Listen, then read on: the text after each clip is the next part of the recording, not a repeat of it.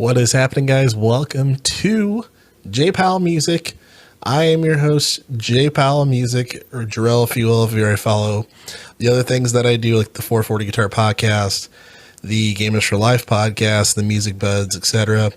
Be sure to like and subscribe on the J Powell Music channel and on the others if you're a fan of those as well. Really briefly, I wanted to talk about the single from one of my favorite bands, and the guitar player is actually my favorite artist, favorite guitarist, arguably, Omar Rodriguez Lopez. But over the Mars Volta, they released the single, first time in 10 years. 10 years. So this seems to be the year of bands getting back together, coming out with new stuff. And the latest single just released for the Mars Volta. And I'm incredibly excited. They also released on Instagram their touring, their tour dates. Definitely excited for that. So Black Light Shine. Black Light Shine is the first single that they've released in 10 years. And it's very much connected to more so of a kind of a standard song format. I mean, we kind of saw this during the last album that they did, the Nocturnal Project. Forgot the full name of the album, but they were kind of leaning towards that. And even on Octahedron, that album Octahedron, they were kind of leaning towards more of a popish song format. Because those of you who are familiar with Mars Volta, 5, 6, 7, 8, 9, 10, 11, 12-minute songs, right? Especially when it comes to like the Francis the Mute days. So Amputexture, if you will. But really, really nice song, I think. And even though this song is more so in connected to the short film that Omar Rodriguez Lopez directed, this song is more so for that film. It is highlighted as, the Mars Volta band worked on this song for that film, or to promote that film in a way. So I think that's kind of cool, but I feel like we're that much closer of hearing a Mars Volta album. First time in 10 years. It's super exciting, guys. Super exciting. Cedric Bixler, he is the vocalist this time around, again, the original vocalist. So very excited for that as well. So yeah, Nocturnicate, that was the last one that happened in 2012 as far as that album. A couple questions for me. I'm curious who's a part of the band. Like the drummer, I don't know if D'Anthony Parks, if he is going to be drumming for them still, or if it's a new guy who's playing bass for them. Curious about that.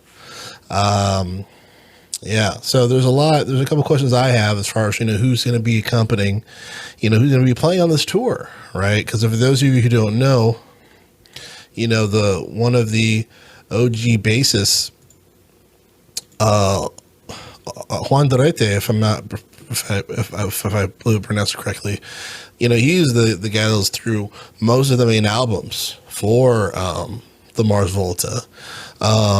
For the Amputexture, Delisle's Comatorium, Francis the Mute, just like all the big projects, right? And he had a really bad accident that he's a little more recovered now, but he's I'm sure as far as when it comes to just for rehabilitation, I don't know if that's going to be the case, but really bad accident. I'm just really I am happy that he's in a much better state than he was, because it was really scary. So thoughts and prayers are with Juan, truthfully, I usually don't like that phrase, but as far as for the community, the music community, those who are fans of Mars Volta, or just fans of him as an artist, just him as a person, definitely feel for him. And but yeah, as far as for the group, I'm curious who is going to be the ensemble for Mars Volta for this tour, right? It's kind of a big question for me because, they've had a lot of different people coming through. Ike Owens, for example, rest in peace. He was a big contributor for a lot of those albums, especially DeLau's, and I believe he was around still for Ambitexture. So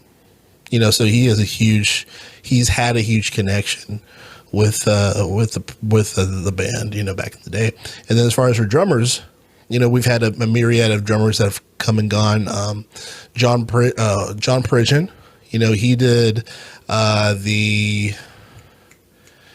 Bedlam and Goliath, and then he played on Octahedron. So I had him, and then D'Anthony Parks, he did Noctourniquet. He's with them on the Noctourniquet project. And then, there's another guy I'm forgetting. John Theodore. Sorry, my brain's failing me today. John Theodore, he's been there for a lot of the main albums that you've heard, that you're familiar with, that says that like the most popular albums. So DeLau's The Comatorium, Ambitexture, and I believe Francis the Mute, I believe he was drumming through all of those. So, incredible albums. I'm still trying to get Francis the Mute on vinyl. It's one of my goals.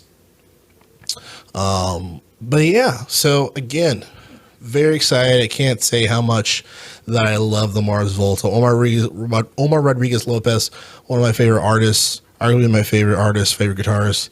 He's just such a ball of creativity, and coming from a very non-traditional, stance on as far as learning music and everything, but just like one of the most creative people on the planet. And he does so many albums, so many different projects. All his stuff is just insane. And I try to listen to as much as I can. One month or a few months, I want to listen to everything. I've listened to quite a bit. Xenophanes is one of my favorite albums that he's done. Xenophanes is incredible. If you haven't checked out Xenophanes, check it out. I want to say it's available on streaming services, but if it isn't, Bandcamp, it should be available on bandcamp.com. But yeah, anyway, just to wrap this up, man, super excited. J Powell Music is very excited. I believe they're going to be playing all around. Definitely got to catch them in LA, hopefully. But yeah, so again, J Powell signing off. Mars Volta, first single that's come out in 10 years. Very excited to see what comes next. See you guys Friday.